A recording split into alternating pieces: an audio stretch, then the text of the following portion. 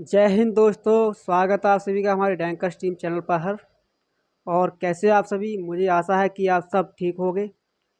तो चलो आज हम डिस्कस करते हैं क्लास के बारे में। हमने पिछली क्लास में क्या पढ़ा था? हमने पिछली क्लास में पढ़ा था आर्टिकल 19 और 20। पिछली क्लास 19 में क्या कहा था हमने? 19 में कहा था 19 का खंड पहला कहता है अभिव्यक्ति के बारे में, और दूसरा खंड क्या कहता है? 19 का दूसरा खंड कहता है हमें है सभा करने के बारे में, और तीसरा कहता है संगठन के बारे में। चौथा क्या कहता है? चौथा कहता है चार और भ्रमण करना। पाँचवें में क्या बताया? पाँचवें में बताया कि आप बस जाने की स्वतंत्रता। ठीक है।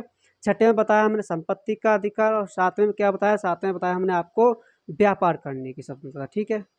फिर हमने आपको बताया है कि आर्टिकल 20 क्या कहता है? आर्टिकल 20 क्या कहता है? आर्टिकल 20 कहता है कि एक गलती की एक ही सज़ा मिलेगी, और जो सज़ा मिलेगी वो उस समय के कानून के अनुसार दी जाएगी जिस समय आपने अपराध किया हो। तीसरा क्या था? तीसरा यह था कि आप अपने खुद के विरुद्ध गवाही दे सकते हो। ठीक है दोस्तों। तो चलो आज हम डिस्कस करते हैं आर्टिकल नंबर 21। अब तक तो हमने जितनी पिछली क्लासों में पढ़ा है वो आर्टिकल 20 तक पढ़ लिया, और आज हम डिस्कस करते हैं आर्टिकल नंबर 21। अनुच्छेद नंबर 21। अनुच्छेद 21 कहता है प्राण एवं दैहिक स्वतंत्रता। ठीक है। इसे इंग्लिश में कहते हैं प्राण को life and personal liberty. Liberty. ठीक है। लिबर्टी। देखो, समझते हैं कि आर्टिकल 21 हमें है किस किस की स्वतंत्रता देता है। आर्टिकल 21 में दो बातें समझ में आ रही होंगी आपको, एक प्राण के बारे में और दैहिक के बारे में। प्राण के मतलब होता है खुद की लाइफ के बारे में, और दैहिक स्वतंत्रता का मतलब होता है खुद की पर्सनल के बारे में। ठीक है। तो इसमें कितने पार्ट में? पहले इसे दो पार्ट में बात कर लेते हैं। ये बताता है लाइफ के बारे में, और ये बताता है पर्सनल के बारे में। ठीक है। तो इसमें कहता है आर्टिकल 21 के प्राण में कहता है कि हम जो प्राण हैं वो हमारे ना तो कोई प्राण ले सकता है, और जो प्राण हम खुद ही अपनी आत्महत्या नहीं कर सकते। यदि हम आत्महत्या कर रहे हैं, यदि हम मृत्यु हो गई तो कोई बात नहीं। यदि हमारी मृत्यु नहीं हो रही है तो हमें जज बुलाएगा, और हमसे या पुलिस जाएगी, पुलिस हमसे पूछताछ करेगी कि क्या मर रहा था, अभी क्या बात है तुझे। तो हमें अपने आत्महत्या ना करने की ही स्वतंत्रता किसमें है? आर्टिकल नंबर 21 में है। सबसे पहले किसकी बात की गई इसमें? हमारी हमारी क्या कोई आत्महत्या, हमारा कोई प्राण नहीं ले सकता, और हम अपनी आत्महत्या खुद नहीं कर सकते। आत्महत्या हम अपनी खुद नहीं कर सकते। फिर इसमें एक बात की गई है हमारी ही पर्यावरण से संबंधित प्रदूषण के बारे में। प्रदूषण के बारे में क्या है कि जो हमारी पुलिस है, आपने अक्सर देखा होगा कि रोड पर पुलिस चालान काटती है, या तो आपको प्रदूषण संबंधित चालान काटेगी या सवारी के अकॉर्डिंग। ठीक है। यदि कोई वाहन धुआं दे रहा है तो उसका चालान कटेगा किस आर्टिकल के तहत कटेगा? आर्टिकल नंबर 21 के तहत कटेगा। ठीक है, क्योंकि वो प्रदूषण फैला रहा है। ठीक है। अब फिर हम बात करते हैं इसमें हमारे स्वास्थ्य के बारे में। ये स्वास्थ्य किससे बता? स्वास्थ्य के बारे में। स्वास्थ्य।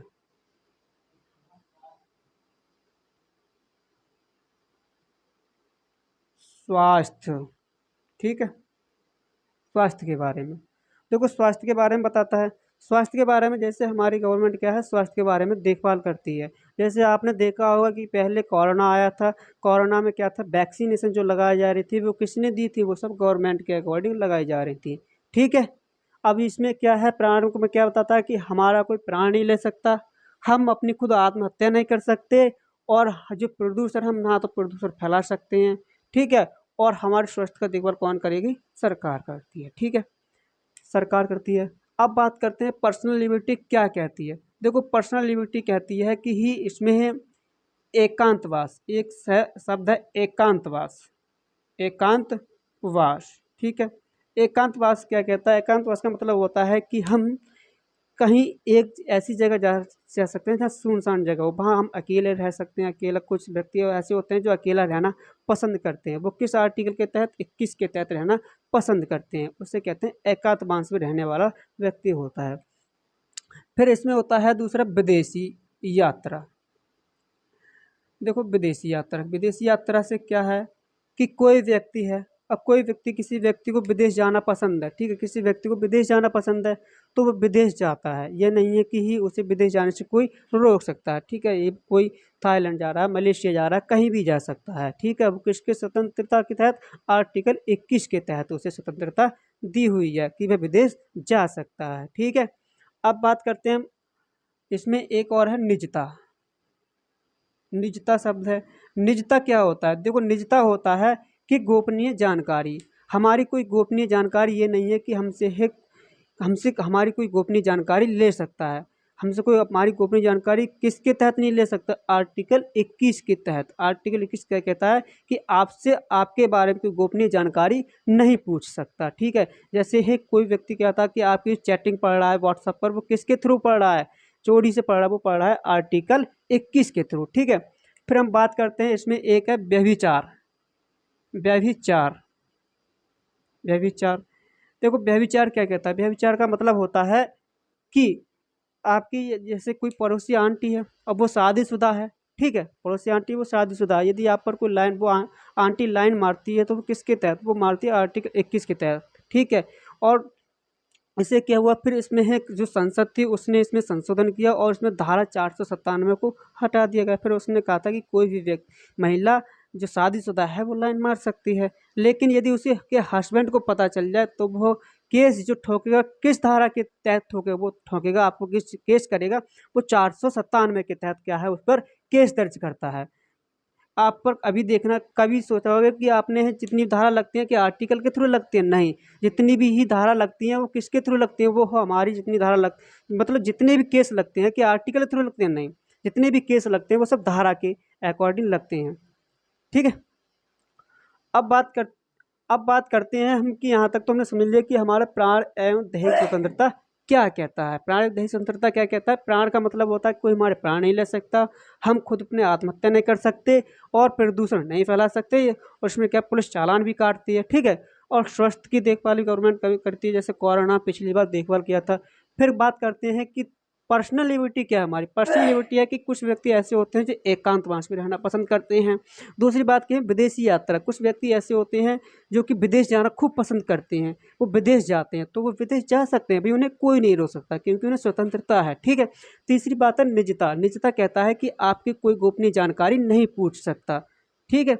फिर हमने इसमें एक शब्द देखा व्यभिचार। व्यभिचार को संसद ने जो था, इसमें पहले नहीं था, ठीक है। संसद ने क्या किया, धारा पहले 497 थी लेकिन धारा 497 हटाया और व्यभिचार जोड़ दिया गया था।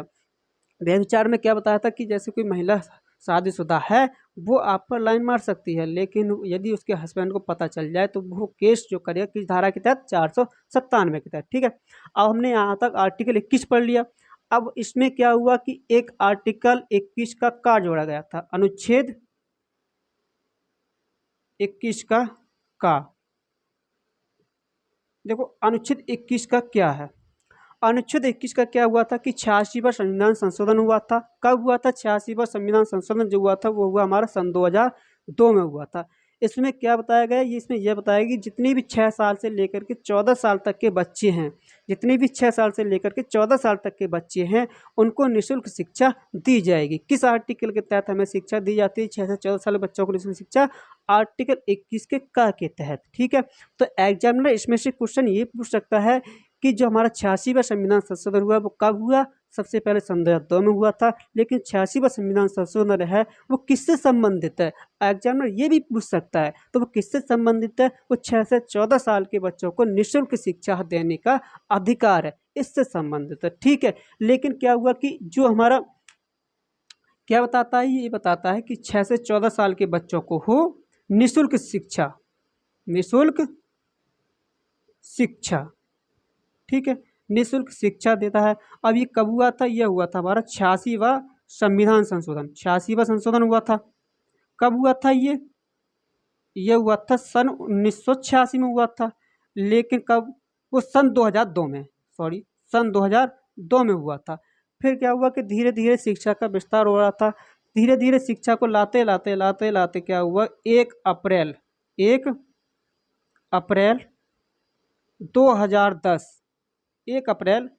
2010 तक क्या हुआ, 1 अप्रैल 2010 को हो सभी जगह क्या हुआ, शिक्षा लागू कर दी गई कि 1 अप्रैल 2010 से है सभी बच्चों को निःशुल्क शिक्षा दी जाएगी। ठीक है, आपको अब समझ में आएगा कि आर्टिकल 21 क्या कहता है, आर्टिकल और 21 का क्या, 21 का क्या कहता है। अब हम समझते हैं कि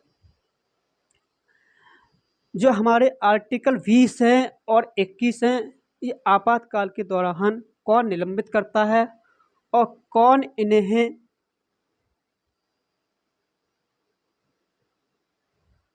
देखो आर्टिकल 20, अनुच्छेद 20 और अनुच्छेद 21 समझो क्या कहते हैं। देखो अनुच्छेद 20 और 21 क्या कहता है।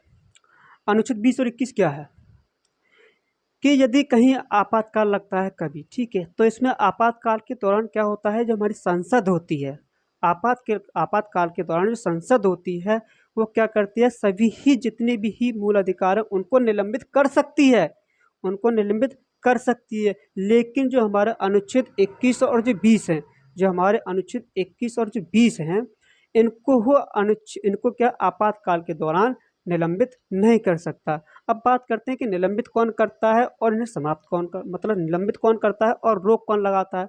देखो जितने भी मूल अधिकार है उन पर आपातकाल के दौरान जो रोक लगाती है, इन पर जो रोक लगाती है सभी आर्टिकलों पर, वो सभी मूल अधिकारों पर से हट करके वो लगाती है संसद।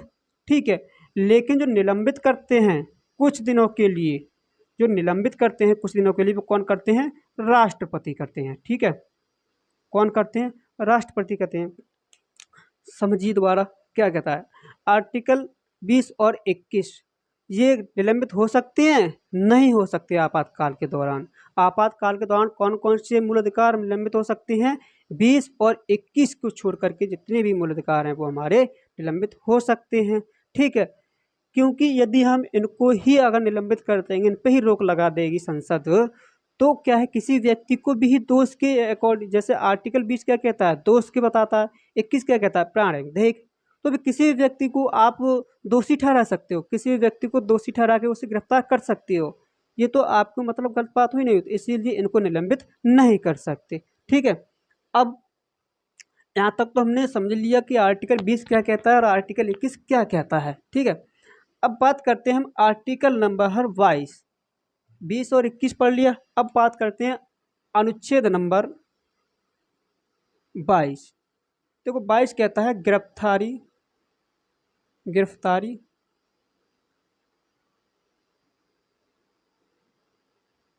से संरक्षण,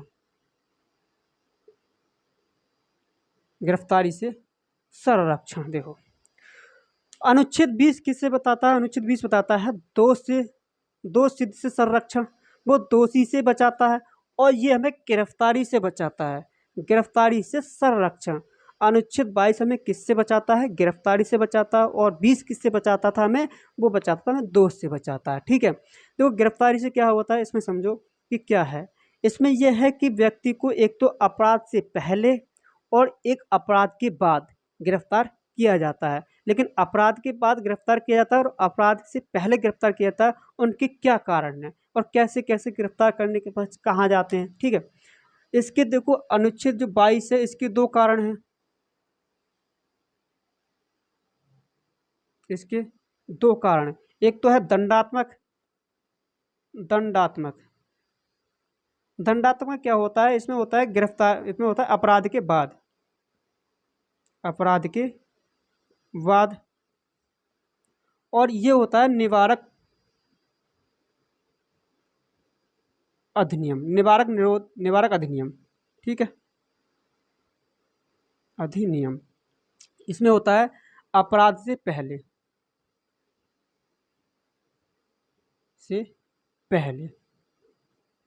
देखो अपराध से पहले क्या होता है और अपराध के बाद क्या होता है। अपराध के बाद ये होता है यदि कोई व्यक्ति अपराध करता है तो पुलिस क्या है उसे अपराध के बाद गिरफ्तार कर लेगी। इसके लिए क्या होता है, इसके लिए व्यक्ति ही को पहले है एक एफआईआर दर्ज होती है कि उसने ये अपराध किया है।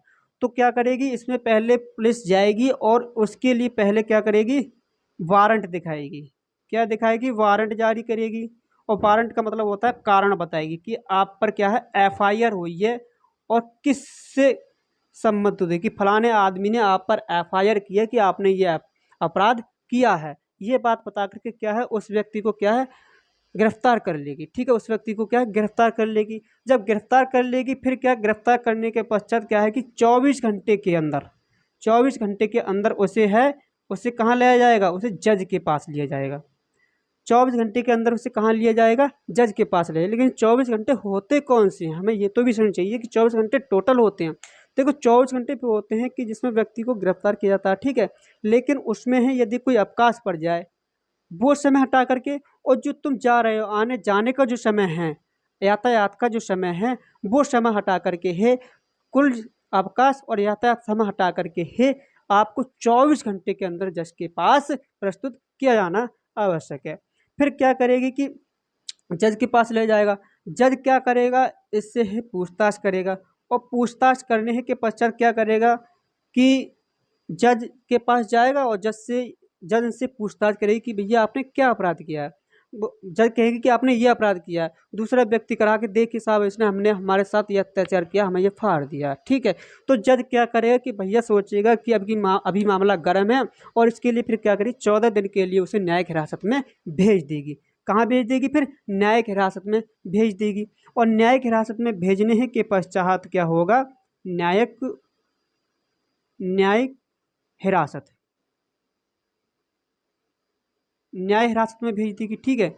न्याय हिरासत में क्या होता है कि इसे 14 दिन के लिए जेल में डाल देगी। फिर क्या होगा कि 14 दिन में जेल में डाल देगी। जब जज पूछेगा कि भाई ये अगर नहीं बुक कर रहा है, ये अपने अपराध कबूल नहीं कर रहा है, तो जज क्या करेगी, पुलिस से कहेगी। और पुलिस क्या करेगी, पुलिस जाएगी कि जज अगर ये नहीं बुक कर रहा है तो हमें दीजिए। तो जज क्या करेगा, जज जो है इस जो अपराधी है उसे क्या करेगा जज, पुलिस के लिए रिमांड पे दे देंगे। इसे कहते हैं पुलिस रिमांड, ठीक है। पुलिस रिमांड, देखो पुलिस रिमांड क्या होता है, पुलिस रिमांड में ये होता है कि यदि कोई व्यक्ति ही न्यायिक हिरासत में नहीं बुक कर रहा, ठीक है, वो अपने अपराधी कबूल नहीं कर रहा है, तो क्या है फिर उसे पुलिस रिमांड पे ले जाता है। पुलिस रिमांड में इतनी वो होती है कि पुलिस रिमांड में जितनी ठुकाई होती है, बहुत पीट होती है, इतनी बहुत पिटाई होती है। जब तुम्हें पता है कि जब भाई पिटाई होती है तो अच्छे अच्छे आदमी अपने अपराध को कबूल कर सकते हैं, ठीक है। इसमें फिर क्या है, पुलिस रिमांड में पीटा जाता, खूब पुलिस मारती है। न्यायिक हिरासत में पुलिस नहीं मारती, इसमें तो जेल में पहुंच जाता है। लेकिन पुलिस रिमांड में क्या है, इसमें पुलिस रिमांड में जो है पुलिस अपराधी को पीट पीट करके उससे क्या अपना है जितने भी उसने हैं अपराध किए वो कबूल करवा लेती है। फिर क्या होता है कि फिर इसे जज के पास लिया जाता है और जज क्या करता है, जज उससे पूछता है। जज के सामने यदि अपराधी छोटा है, इस काम के बावजूद यदि जज के सामने यदि अपराधी ही ने छोटा अपराध किया है तो उसे जमानत मिल जाएगी। यदि उसने छोटा अपराध नहीं किया है तो उसे क्या है जेल में डाल दिया जाएगा, ठीक है। पुलिस रिमांड के बाद फिर क्या होगी, उसे जमानत भी मिल सकती है। उसे देखो जमानत भी मिल सकती है, लेकिन जमानत भी मिल सकती है अगर बड़ा अपराध किया तो कहाँ डालेगी, फिर उसे जेल में डालेगी। 24 घंटे के बाद फिर इसमें क्या है, एक शब्द और है स्वतंत्रता, कि आप अपने पसंद के अनुसार, दो स्वतंत्रता हो गई, एक तो वारंट की, दो मतलब ये दो बातें हो गई। तीसरी है कि आप अपने पसंद के अनुसार वकील रख सकते हो, वकील के अपने पसंद के अनुसार वकील रख सकते हो। वकील भी क्या करेगा, वकील यही आपको तीनों बात बताएगा। वकील क्या करेगा, वकील भी 3 बातें बताता है। वकील कहता है या तो आपको जज जो न्यायिक हिरासत में लेंगे या फिर पुलिस रिमांड पर। अगर अच्छा वकील होगा तो वो आपको जमानत दिला देगा, ठीक है। लेकिन भैया अगर वकील की जमानत से अच्छा बचना चाहते हो तो सबसे पहले क्या, यदि आपने अपराध किया है और अपराध करने के पश्चात सीधे आप जाइए जज के पास और एक छोटा मोटा आप कोर्ट जाइए। कोर्ट में जाने के बाद छोटे मोटे किसी को या बढ़िया वकील को पकड़िए और जज के सामने प्रस्तुत होइए। फिर जज से कहिए देखिए जज साहब हम पे जो अपराध हो गया है वो हम पे धोखे से हुआ है, या यदि तुमने अपराध नहीं किया है तो केजी जज साहब हमने अपराध नहीं किया है। आपने जितनी भी जो आपको कहना है वो जज साहब के सामने कीजिए। फिर जज पूछेगा, फिर जज क्या करेगा कि आपके दो आपसे क्या करेगा, दो व्यक्ति लेगा जिसे कहते हैं वारंट, ठीक है, नहीं वो उसे दो व्यक्ति को लेगा जिसे कहते हैं कि यदि आप कहीं चले जाते हो, भाग जाते हो, तो जो दो व्यक्ति होते हैं उनसे पूछताछ करेगी कि भाई कहाँ गया था। इन सभी के दो व्यक्ति के वो और आपके जो अपराधी है उस व्यक्ति क्या है आधार कार्ड जो प्रूफ होते हैं वो लेती है, ठीक है। अब यहाँ तक तो ये हो गया हमारा दंडात्मक अपराध में क्या होता है। अब बात करते हैं कि अपराध से पहले व्यक्ति को गिरफ्तार कैसे किया जाता है। जैसे मान लिया मैं हूँ टीचर, ठीक है, और आप सभी स्टूडेंट हो। यदि हमारी ही मांगें कोई पूरी नहीं हो रही हैं तो आप क्या करोगे, हमारे पास आओगे कि सर हमारी मांगें पूरी नहीं हो रही हैं। तो हम क्या करेंगे, हम कहेंगे चलो किसी ग्राउंड में चल रहे हैं और किसी ग्राउंड में जा करके हम क्या प्रदर्शन करते हैं, ठीक है, जिससे सरकार हमारी मांगें पूरी करे। सरकार मांगे हमारी पूरी करे, सरकार क्या फिर क्या पुलिस को पता चलता है, ठीक है, पुलिस क्या करती है, पुलिस सोचती है यदि अब हम इस प्रदर्शन को समाप्त नहीं कर पाएंगे तो ऐसा करो कि किसी ऐसे व्यक्ति को देखो जो इस प्रदर्शन का मैन हो, जिससे ये प्रदर्शन समाप्त हो सके। तो क्या करेगी, पुलिस आएगी और पुलिस आकर के मुझे ले जाएगी। क्यों, क्योंकि मैं जो हूँ एक उसमें मैन आदमी हूँ। यदि मैं नहीं होऊंगा तो आप प्रदर्शन नहीं करोगी, क्योंकि फिर क्या पुलिस मुझे इशारे में बुलाएगी, सिविल वर्दी में आएगी और मुझे इशारे में बुलाएगी और गाड़ी में बैठा के ले जाएगी। ले जाने के पश्चात क्या होगा कि जब हाँ मैं नहीं रहूँगा, पुलिस फिर क्या है जो कुछ अन्य पुलिस होते हैं वो अपने हैं लाउड स्पीकर से अलाउ कर देते हैं कि भैया आप जो टीचर थे वो चले गए तो आप भी चले जाइए। तो आप कहोगे कि जब हमारे सर ही चले गए तो हम ही चले जाएं, हमारे साथ सर ने धोखा किया, आप ये सोचोगे। लेकिन आप ये नहीं सोचोगे कि हमारे सर को कोई गिरफ्तार करके ले गया। लेकिन जो हम जाएंगे, हमको जब किसी टीचर को गिरफ्तार करके हमको ले जाएगा तो वो हमको जेल में नहीं ले जाएगा। जो हमको ले जाएंगे वो या तो अपने किसी होटल में या किसी आवास में रखेंगे। अपराध से पहले व्यक्ति को गिरफ्तार किया जाता है वो सिर्फ जेल में नहीं लिया जा सकता है, उनके लिए कहाँ लिया जा सकता है, उन्हें आवास या होटल में रखा जाता है, ठीक है। लेकिन अधिकतम कितने महीने रख सकता है, अधिकतम 3 महीने रख सकता है, ठीक है। अब हम बात करते हैं कि निवारक निरोध अधिनियम में कौन कौन से अधिनियम आए थे। देखो जो निवारक निरोध अधिनियम आया था, निवारक निरोध अधिनियम, देखो ये अधिनियम जो आया था 1950 में आया था। ये अधिनियम 1950 में आया, लेकिन इस अधिनियम को फिर क्या हुआ कि 31 दिसंबर 1972 को 31 दिसंबर 1972 को समाप्त कर दिया गया था। जो निवारक निरोध अधिनियम है ये क्या 1950 में आया था और फिर इसे 31 दिसंबर 1972 तक क्या हुआ, इस अधिनियम को समाप्त कर दिया गया था, इस कानून को समाप्त कर दिया गया था। फिर इसके बाद आया था हमारा मीसा, इसे कहते हैं मैंडेटिव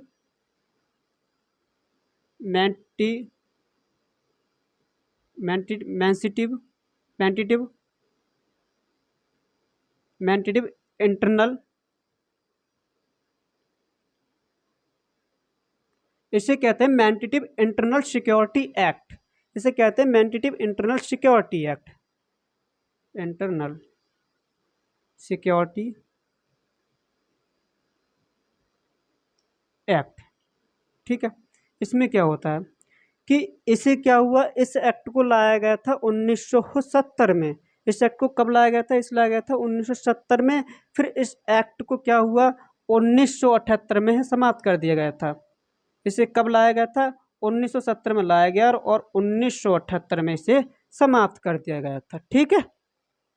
अब बात करते हैं हम रासू का, ऐसे इसे कहते हैं राष्ट्रीय सुरक्षा कानून, राष्ट्रीय सुरक्षा कानून। देखो राष्ट्रीय सुरक्षा कानून क्या है, इसे लाया गया था 1980 में। देखो ये राष्ट्रीय सुरक्षा कानून ये इतना भयंकर कानून है, ये वर्तमान में भी लागू है। इसके अकॉर्डिंग इसके तहत क्या है कि जो पुलिस एनकाउंटर करती है वो इसी के अकॉर्डिंग करती है। ये कब लाया गया था? 1980 में लाया गया था राष्ट्रीय सुरक्षा कानून, और जो पुलिस एनकाउंटर करती है अपराधियों का, वो इसी के तहत करती है। ठीक है। एक था हमारा है पोडा पोटा, एक था टोडा टो टोडा, हाँ टोडा, और एक था पोटा। ठीक है। देखो, इसे जो लाया गया था, इसे लाया गया था 1985 में, और इसे 1995 में समाप्त कर दिया गया था। 1985 में लाया गया और 1995 में समाप्त कर दिया गया। ये जो टोटा जो था, टेररिस्ट ऑफ टेररिस्ट, ये था एक्ट। इसे क्या गया, इसे आतंकवादी के ही विरुद्ध लाया गया था, लेकिन इसका फिर क्या दुरुपयोग होने लगा। फिर इसे क्या हुआ, 1995 में समाप्त कर दिया गया था। और जो पोटा था, इसे लाया गया था सन 2001 में लाया गया था। इसे भी ही आतंकवादी के विरुद्ध लाया गया था, और इसे 2001 में ही समाप्त कर दिया गया था। ठीक है। अब आपको यह समझ में आ गया कि हमने आर्टिकल 21 में क्या पढ़ा था। आर्टिकल 21 में हमने पढ़ा था प्राण एवं दैहिक स्वतंत्रता। प्राण क्या कहता है? प्राण में हमारे कोई प्राण नहीं ले सकता, हम खुद की आत्महत्या नहीं कर सकते, हम प्रदूषण नहीं फैला सकते, चालान करते हैं वो सब इसी के अकॉर्डिंग करते हैं। ठीक है।